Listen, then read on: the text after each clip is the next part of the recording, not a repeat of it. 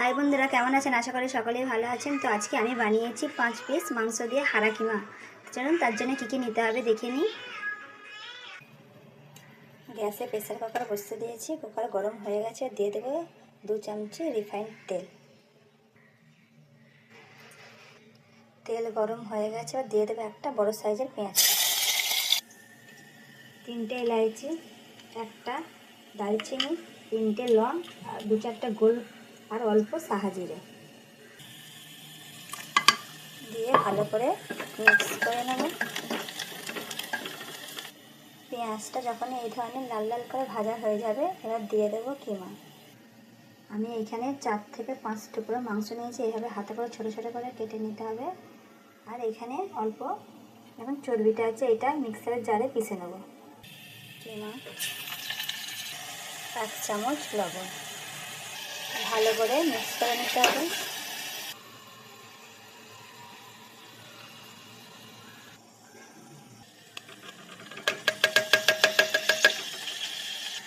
এক চামচ আদা রসুনের পেস্ট, সব কিছু ভালোভাবে মিক্স করে নেব, কষতে নিতে হবে।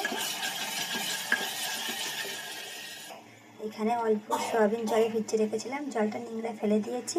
আর এই মিক্সির জারে সয়াবিনগুলো দিয়ে দেবো।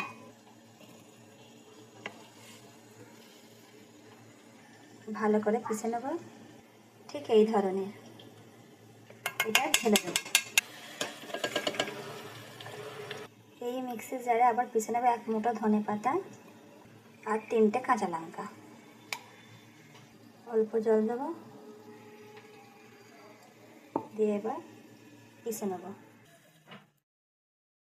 অল্প মটরশুঁটি, অল্প হলুদ গুঁড়ো, অল্প লঙ্কা গুঁড়ো, ধনে গুঁড়ো আর জিরে গুঁড়ো, সব কিছু 1/2 চামচ করে নিয়েছি এখানে।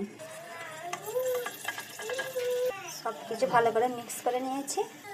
এবার দিয়ে দেবো ধনে পাতা, কাঁচা লঙ্কার পেস্ট। এগুলো আরও ভালো করে 1 মিনিট কষিয়ে নেব। দিয়ে দেবো একটা মিডিয়াম সাইজের আলু, এভাবে ছোটো ছোটো করে কুচিয়ে নিতে হবে।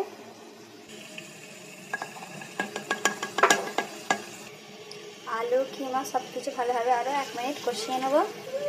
ভালো করে কষানো হয়ে গেছে, এবার দিয়ে দেবো 1/2 গ্লাস জল, অল্প ধনে পাতা কুচি।